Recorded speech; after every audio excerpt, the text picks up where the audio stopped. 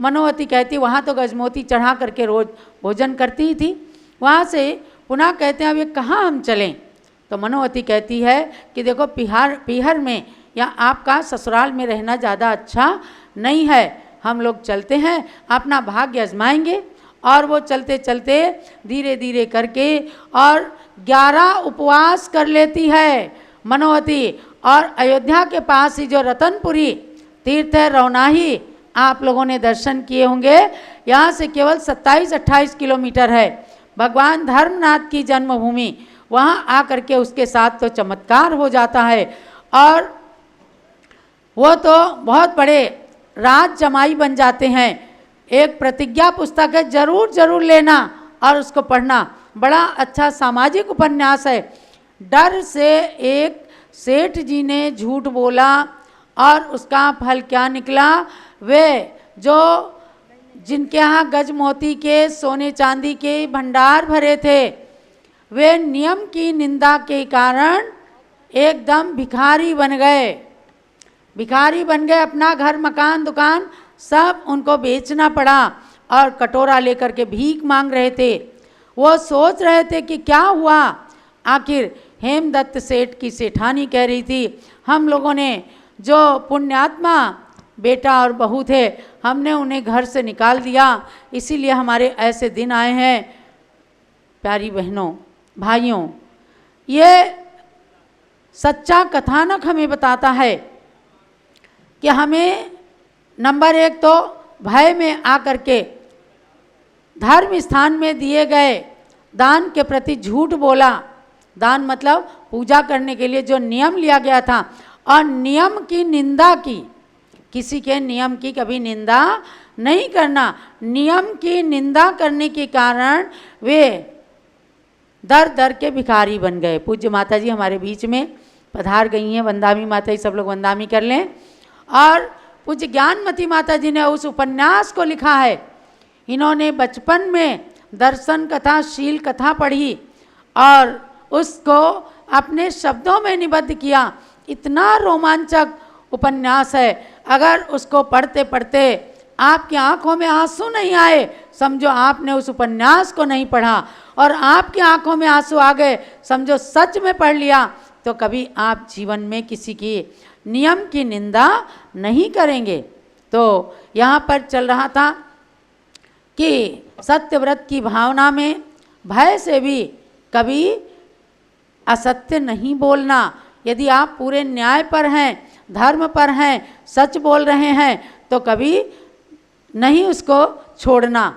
ऐसे करके अनेक प्रकार के 5 व्रतों की भावनाओं को दिया है। और उसके बाद में कहा है कि 5 पाप हमेशा दुखकारी ही होते हैं। पाप जो है चाहे रंक करे चाहे राजा करे, कभी हितकारी नहीं हो सकता। व्यसन चाहे राजा करे चाहे रंक करे। अगर दुर्योधन ने जुआ खेला था और फिर पांडवों को भी जुआ खेलने के लिए उन्होंने भड़काया, खेला, तो उनको भी पाप का फल मिला और उन्हें भी वन वन में विचरना पड़ा। तो इसलिए कहा दुख में हुआ, ये सब दुखकारी हैं। तो निरंतर चिंतन करने के योग्य जो भावनाएं हैं उनके लिए बताया। मैत्री प्रमोद 11 नंबर का सूत्र है। मैत्री प्रमोद कारुण्य माध्यस्थानी च सत्व गुणादिक्लिश्य माना विनेयेषु। कहते हैं कि मैत्री प्राणी मात्र में गुणों के प्रति प्रेम रखना। मैत्री भाव जगत में मेरा सब जीवों से नित्य रहे और दीन दुखी जीवों पर मेरे उर से करुणा स्रोत बहे। दुर्जन क्रूर कुमार्गरतों पर क्षोभ नहीं मुझको आवे। साम्य भाव रखूं मैं उन पर, ऐसी परिणति हो जावे।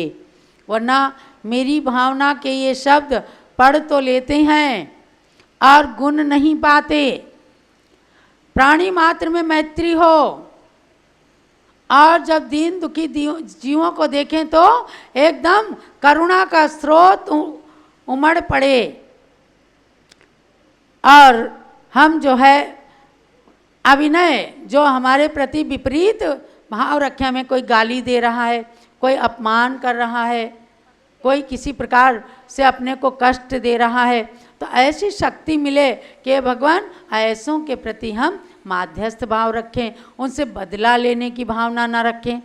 अगर सम्यक दृष्टि है तो जैन शासन ने कहा है कि आप बदला लेने की भावना नहीं रखेंगे, आप कमठ नहीं बनेंगे, मरुभूति बनकर पारसनाथ बनने की का उपक्रम करेंगे। इसीलिए इन ग्रंथों को हम जितनी बार पढ़ें उतनी बार नई बातें मिलती हैं। आगे कहा है कि संसार शरीर भोगों के विचार संबंध में हमेशा विचार करना कि ये सब अस्थिर हैं, कभी स्थिर नहीं रह सकते। आज सुख आया है, कल दुख आ जाएगा। आज शरीर निरोगी है, पता नहीं कब क्या रोग शरीर के अंदर आ जाए। ऐसा चिंतन करके संसार से वैराग्य को धारण करना, हिंसा कभी नहीं करना, झूठ नहीं बोलना, चोरी नहीं करना, कुशील नहीं करना, अति परिग्रह संचय नहीं करना, जितनी ज़रूरत है उतना करके। और इस अध्याय के माध्यम से व्रती जो होते हैं निशल्य होते हैं और जीवन के अंत में सल्लेखना को धारण करते हैं। इसके अंदर पांचों व्रतों के अतिचार भी कहे गए हैं कि कभी कभी दोष लग जाते हैं तो उनका प्रायश्चित लेकर के और उनकी शुद्धि करना। तो अध्याय पढ़ने के लायक है। और उसके बाद में दान का लक्षण 38वें सूत्र में कहा है कि अनुग्रहार्थम सस्याति सर्गोदानम, अपने और पर के उपकार के लिए धन आदि का त्याग करना दान है। और विधि द्रव्य दात्र पात्र विशेषा तद विशेषा।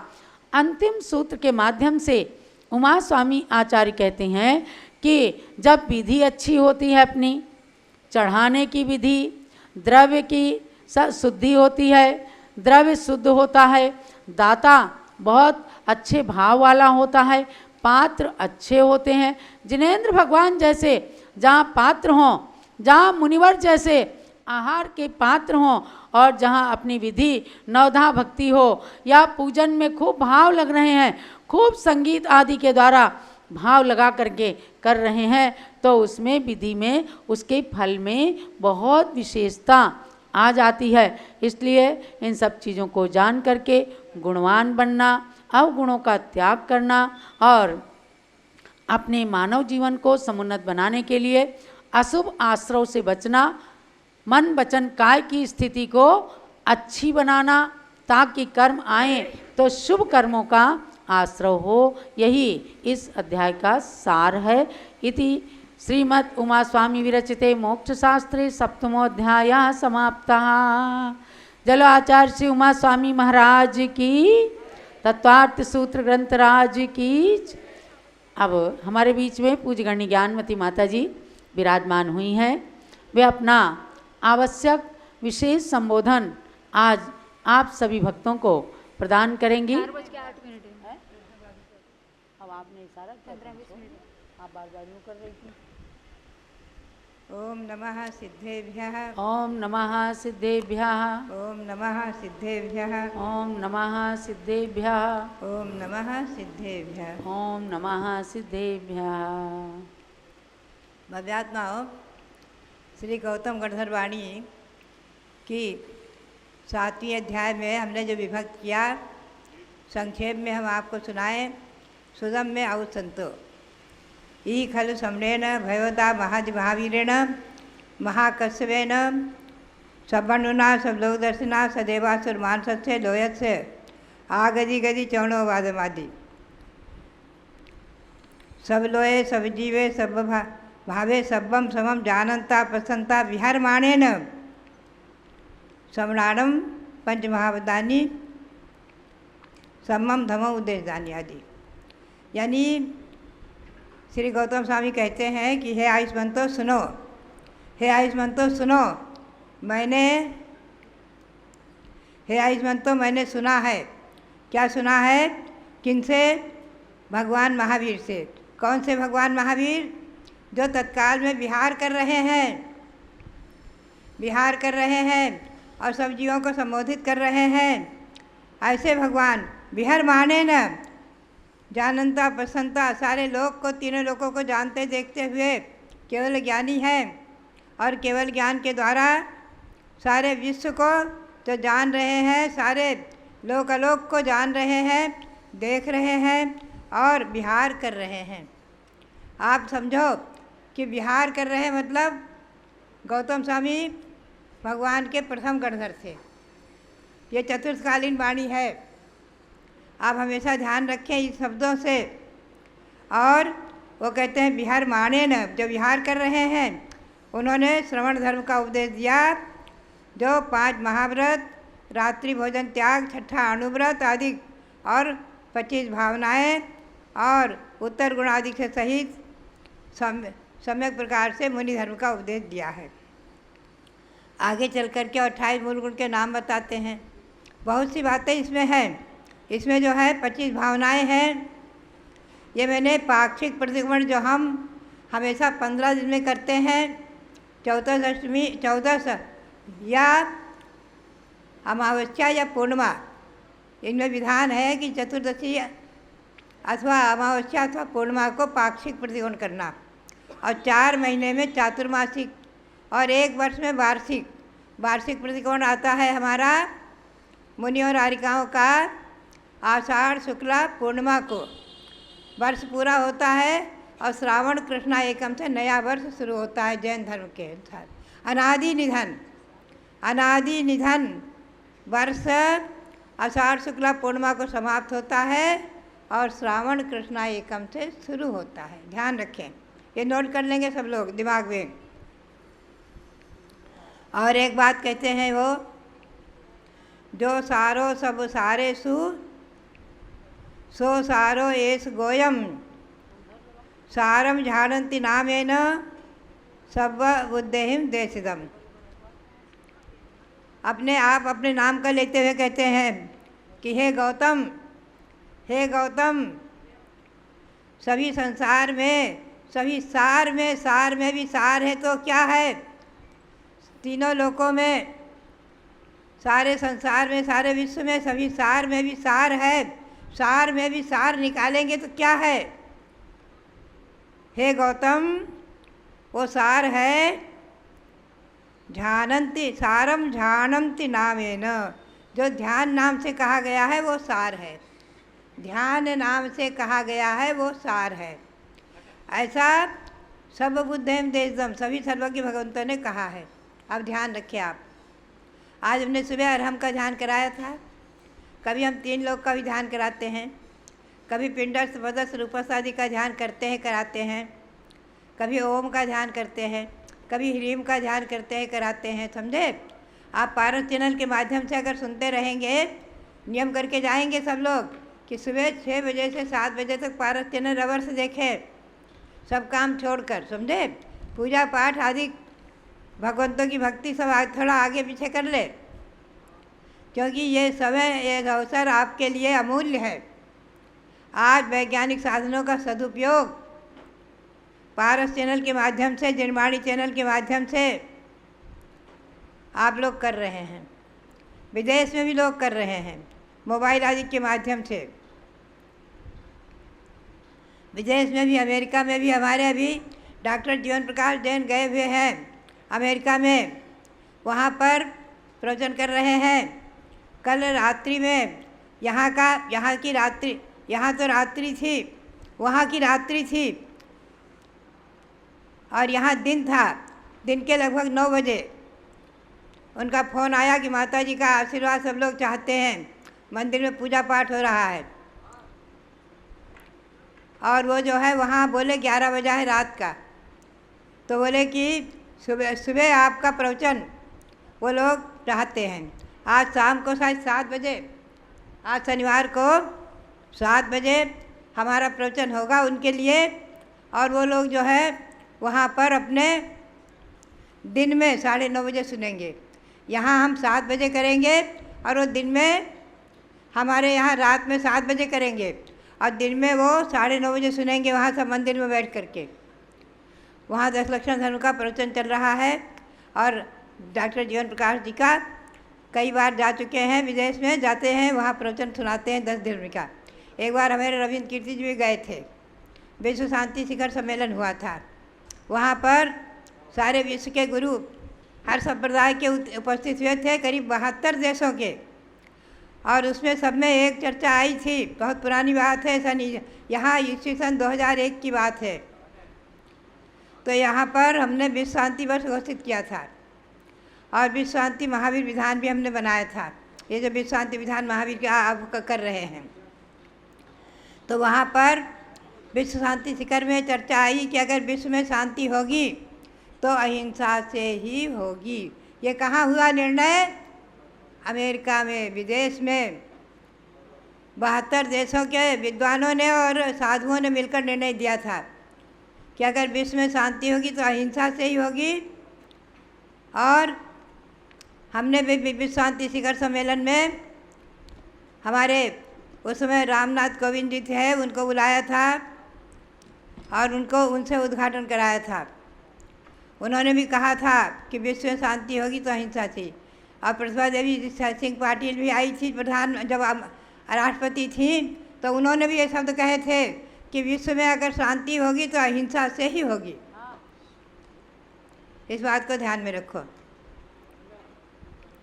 तो मैं आपको बता रही थी कि गौतम गणधर की वाणी में अहिंसा धर्म का प्रतिपादन, ध्यान का प्रतिपादन। और ध्यान में क्या है?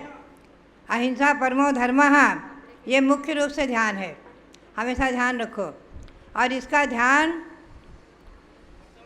जिनेंद्र भगवान की भक्ति, जिनेंद्र भगवान की प्रतिमा का ध्यान, ये भी सब उसमें सम्मिलित है। अब मैं आपको एक बात और बताऊं, इस विधान की महिमा, इस विधान की महिमा आप सुने। ईस्वी सन 2001 में घोषित हुआ था, हम सब लोगों ने मिलकर के घोषित किया था दिल्ली में कि भगवान महावीर स्वामी का 26वां निर्वाण कल्याणक महोत्सव मनाया जाए, जन्म कल्याणक महोत्सव। भगवान महावीर को 2599 वर्ष हो चुके थे, 26वां जन्म कल्याणक दिवस आ रहा था, तो सब ये घोषणा हुई थी। उस समय हमें महाकुंभ के कार्यक्रम में अशोक सिंघल जी वगैरह बहुत से लोगों ने और अपने जैन विश्व हिंदी परिषद के कार्यकर्ताओं ने और अपने जैन समाज के लोगों ने भी निर्णय लिया था कि आप महाकुंभ नगर में पधारें, इलाहाबाद प्रयाग में, और वहाँ पर संबोधित करें। और वहाँ पर मेरी प्रेरणा से यही अयोध्या में ही मैंने निर्णय लिया था बैठ कर के 93 में कि प्रकृष्टो वाक्य कृतस त्याग प्रयागस्तेन कीर्तिता। जहाँ भगवान ऋषभदेव ने प्रकट त्याग करके जैनेश्वरी दीक्षा ली, उसका नाम प्रयाग हो गया। ध्यान रखें, प्रयाग क्या है? जहाँ भगवान ऋषभदेव ने प्रकट रूप से याग बने त्याग किया, उसका नाम प्रयाग हो गया। समझे? भगवान ऋषभदेव के नाम से उनकी दीक्षा तीर्थ है प्रयाग। तो दीक्षा तीर्थ और केवल ज्ञान भी भगवान को वहीं हुआ है। तो दोनों कल्याणक भगवान के वहाँ हुए। ऋषभदेव के 2 कल्याणक यहाँ हुए हैं अयोध्या में, गर्भ कल्याणक, जन्म कल्याणक, और 2 कल्याणक वहाँ हुए हैं, दीक्षा कल्याणक और केवल ज्ञान कल्याणक। और निर्वाण कल्याणक हुआ है कैलाश पर्वत पर, मानसरोवर, जो आज हमारे आपके भारत में नहीं है, विदेश में चला गया।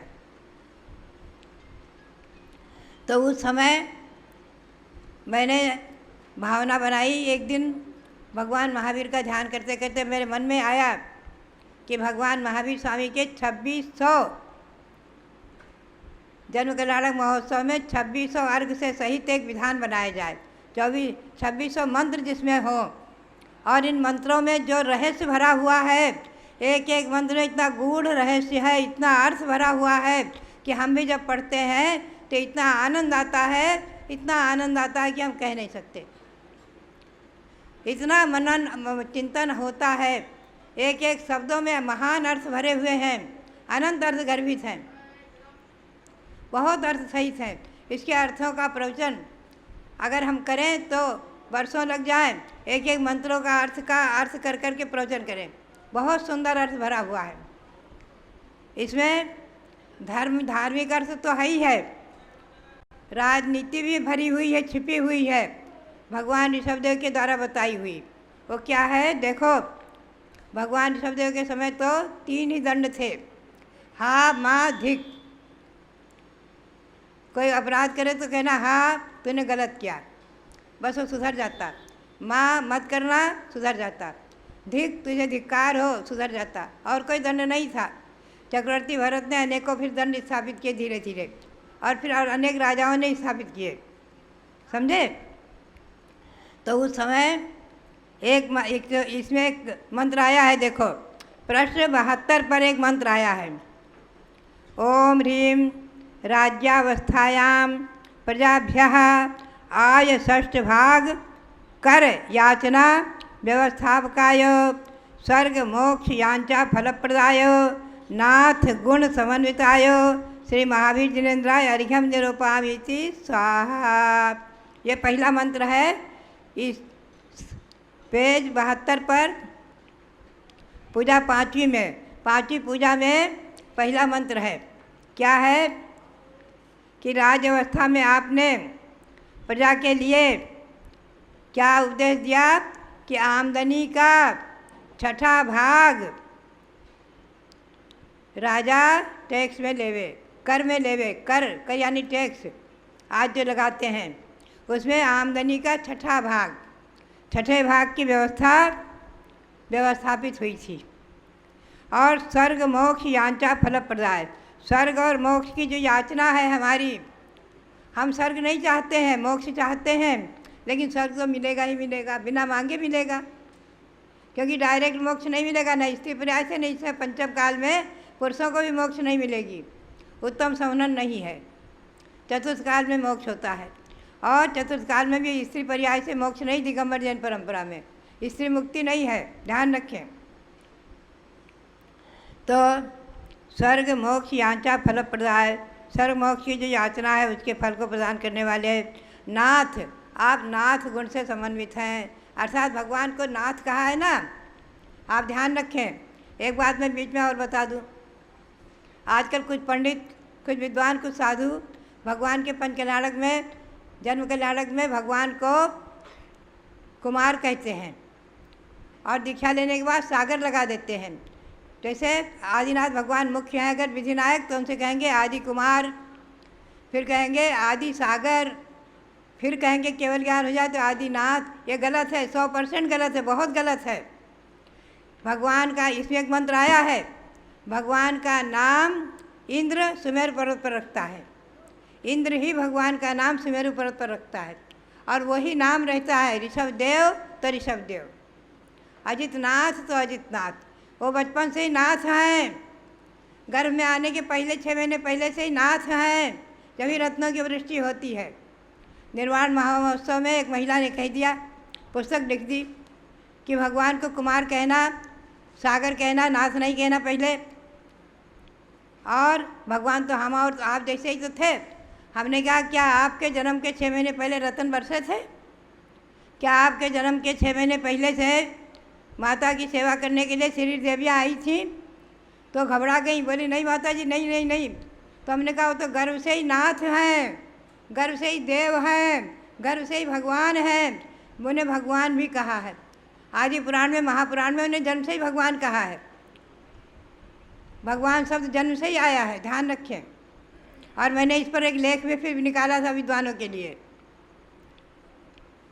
तो नाथ गुण से समन्वित, ऐसे भगवान महावीर आदि को अर्घ चढ़ाया। ये सब इसमें अर्थ छिपे हुए हैं। और आपको एक बात और बता दूं, तो सन ईस्वी सन 2001 में जब ये निर्णय हुआ था निर्माण महोत्सव में कि भगवान महावीर का जन कल्याणक महोत्सव 26वां महोत्सव मनाया जाए, तो हमने दीपावली के दिन, अमावस्या के दिन वे मंगलाचरण करके लिखना शुरू किया। 5-6 दिन हुए थे कि हमारा बिहार प्रयाग के लिए हो गया, प्रयाग इलाहाबाद के लिए बिहार हो गया 2001 में। अब रास्ते रास्ते में ये विधान लिखा, दोनों टाइम बिहार होता था। कुछ हम डोली से चलते थे, उसे व्हील चेयर से नहीं, कुछ डोली से चलते थे, कुछ पैदल चलते थे। बिहार हुआ, दोनों टाइम बिहार होता था। और हम अपनी लिखाई भी रात में बैठकर कभी करते, कभी अपने दोपहर में करते, थोड़ा बहुत सामायिक के बाद 1 घंटे अधिक, कभी सुबह जल्दी सामायिक पूरी करके थोड़ा बहुत कर लेते। तो लिखते लिखते सारा विधान, सारे ये मंत्र 2600 और इनमें इतने महिमापूर्ण अर्थ भरा हुआ है, एक एक मंत्रों में महान अर्थ भरा हुआ है। आपको सुनाए तो बहुत महिमा। पूरा विधान हमारा 66 दिन में पूरा हो गया, रास्ते रास्ते में पूरा हो गया, रास्ते रास्ते में पूरा हो गया। और वहाँ पहुँचे जिस दिन, तो ईस्वी सन 2001 1 जनवरी थी। लोगों ने कहा वर्ष का नया दिन आज आपका प्रवेश कराएंगे। ठीक है, हम पहुँच गए, तो प्रवेश कराओ। ईस्वी सन 2001 का जनवरी का 1 जनवरी थी और हम पहुँचे विधान के कापी या हस्तलिखित लेकर के और अपने चैत्यालय के भगवान महावीर स्वामी के श्री चरणों में समर्पित कर दिया। भगवान महावीर स्वामी की प्रतिमा संग में थी, उनके श्री चरणों में समर्पित कर दिया। 66 दिन में गिनती हुई, 11 दिनों की, 66 दिन में विधान पूरा हुआ गया। ऐसा महिमापूर्ण विधान। हमारे लिखे हुए कागज़ हो सकता है अभी हस्तिनापुर में हस्तलिखित कागज़ रखे हों, कापियाँ रखी होंगी, तो भव्यात्माओं ऐसा महिमापूर्ण इसमें अर्थ एक एक मंत्रों में छिपा हुआ है। बहुत अर्थ भरा हुआ है, गूढ़ अर्थ भरा हुआ है। एक एक अर्थ पर अगर हम प्रवचन करें तो एक एक दिन निकल जाए। तो ये मैंने थोड़ा सा इसको बताया। 1999 में प्रारंभ किया, 2001 में 1 जनवरी को पूर्ण किया, 66 दिन में, मार्ग में रस्ते समय। और आप देखेंगे, एक बात मैं बीच में आ जाओ रहो आपको बता दूं। आज हमें एक चंदावती जी ने कोई आकर के इनको एक बारसेब दिखाया। और बारसेब में 2 बच्चे, छोटे छोटे बच्चे नग्न बने हैं और हाथ में पीछे कमंडल लेकर आहार को उठे हैं और उनको आहार ले रहे हैं, आहार ले रहे हैं। ये दृश्य दिखाया जा रहा है, नाटक हो रहा है, नाटक। ऐसे ही कभी कोई आरिका बनाते हैं। ध्यान रखो, हमारे शास्त्र में लिखा हुआ है कि नाटक में जैन समाज के लोग ध्यान दो और जितने लोग बैठे हो सब गांठ बांध के ले जाना। और हमारी बात, हम आपको सबको 1-1 लाख का समझते हैं, हमारी बात सब लोग 1-1 लाख तक पहुंचाओ, समझे। कभी भी नाटक में मुनि का पाठ, आरिका का पाठ न करना, न कराना, बहुत गलत है। ब्रह्मकुमार गुणिका, एक ब्रह्मकुमार की कथा प्रसिद्ध है, ब्रह्मकुमार की। उन्होंने कहा अगर नाटक में हम मुनि बन गए तो परमानेंट मुनि बन गए, फिर घर में नहीं आएंगे, वस्त्र नहीं पहनेंगे। ये नियम है। नाटक में भी बच्चे को नग्न करके मुनि नहीं बनाना, नाटक में मुनि का अभिनय नहीं करना, आरिका का पाठ नहीं देना। शास्त्र में लिखा हुआ है, यह शायद भागवत अलंकार आदि ग्रंथों में निषेध है, लिखा हुआ है कि मुनि और आरिका का पाठ नाटक में भी नहीं कराना। ध्यान रखो, सब लोग लिख कर ले जाओगे मेरी बात। और सब लोग जो है हमारी बात 1-1 लाख तक पहुंचाओ, सब लोगों को पहुंचाओ। हैं? इस बात को ध्यान में रखो। तो 2 बातें अभी हमने आपको बताई हैं। और सुबह आप लोगों को कुल देवता का कागज़ साइज दिया गया है। उसमें कुल देवता जैन ग्रंथों के अनुसार, हमारे दिगंबर जैन ग्रंथों के अनुसार, हमारे गुरु महाराज पीरसार महाराज और सांसार महाराज की आज्ञा के अनुसार जो 24 भगवंतों के शासन देव देवी हैं वही कुल देवता हैं, जो जिसके घर में हो। इसके अतिरिक्त और कोई कुल देवता नहीं है जैन परंपरा में। और जिन माता भी कुल देवता हैं, 24 तीर्थंकरों की माता भी कुल देवता मानी गई, कोई त्रिशला माता, कोई मरुदेवी माता, किसी घर की कुल देवता। हमेशा ध्यान रखो, इनके अतिरिक्त और कोई कुल देवता अपनी जैन परंपरा में नहीं है। और मानना तो मिथ्यात्व है, घोर मिथ्यात्व है। आचार्य वीरसार जी महाराज, आचार्य विद्यानंद महाराज, आचार्य शिवसार महाराज, धर्मसार जी महाराज, इन लोगों ने बहुत इसका विरोध किया है। आचार्य सांसार महाराज जिसके कट्टर विरोधी थे, उन्होंने घरों में जो भर भर कर रखे थे कोई अनेकों प्रकार के देव देवी, उनको गाड़ी में भरा भरा कर जैसे विसर्जित कराया था और कह दिया था कुल देवता अपने चैत्रपाल, पद्मावती, शासन देव देवी, चक्रेश्वरी आदि इनके सिवाय कोई नहीं है। ध्यान रखो सब लोग, कुल देवता का त्याग के बगैर हम आहार नहीं लेते हैं। और चंदावती पहले से, इसीलिए हमने इनको निर्धारित कर दिया है, पहले से ये निर्णय ले लेती हैं कुल देवताओं का त्याग हो, मिथ्यात्व का त्याग हो और रात्रि में भोजन का त्याग हो, अन्न का त्याग हो कम से कम, और शुद्ध जल का त्याग हो, शुद्ध जल का नियम हो, उसी से हम आहार लेते हैं। अन्न का अभी फल और दूध आदि का खुला कर दिया है थोड़ा। जो रात्रि में पूरे अन्न का त्याग होता है उनसे ले लेते हैं। तो ये सब बातें जो नियम हैं थोड़े बहुत ध्यान में रखना। ये अपनी गुरु परंपरा आदि का नियम। तो मैंने कई बातें आपको बताई हैं। एक तो इस विधान की महिमा बताई और इसके बजाय आपको संक्षेप में हमने बताया है कि जो है आप लोग ध्यान में रखो, कभी भी नाटक में सगे बहन भाई को भी, एक बार क्या नाटक हुआ, दिल्ली में हम थे, एक महिला बहुत प्रबुद्ध थी, उसने अपने छोटे छोटे बच्चों को, भाई बहन थे सगे, उनको पति पत्नी का पाठ दे दिया। हमने कहा ये आप क्या कर रही हैं, हम नहीं आएंगे और नहीं देखेंगे, नहीं करने देंगे, मंच पे हम बिल्कुल मना करा दिया, ये नाटक नहीं हो सकता। हमने कहा बहुत गलत है, या तो लड़की को ही, लड़की को ही पति पत्नी बनाओ, या लड़के लड़कों को ही पति पत्नी बनाओ, या जो ओरिजिनल पति पत्नी है उनको बनाओ। जो स्वाभाविक पति पत्नी है वही पति पत्नी का पाठ करें। भगवान के माता पिता जो बनते हैं वो कभी कोई क्या होता है दूसरे को बिठा देते हैं और वो बोलने लगते हैं, गलत है। ध्यान रखो, वही बोले, और नहीं तो विद्वान स्वयं बोल करके पति पत्नी का पाठ दिखा दें। ये सब बहुत सी बातें ऐसी हैं जो गलत परंपरा में चल जाती हैं। हमेशा ध्यान रखो, स्वप्न में भी किसी भाई बहन को या किसी को भी पति पत्नी का पाठ नहीं देता है जैन परंपरा में। जैनों में क्या चल रहा है हम नहीं बोल सकते, वो लोग कुछ भी करें, तुम लोग ध्यान में रखो, अपनी परंपरा का निर्वहन करो।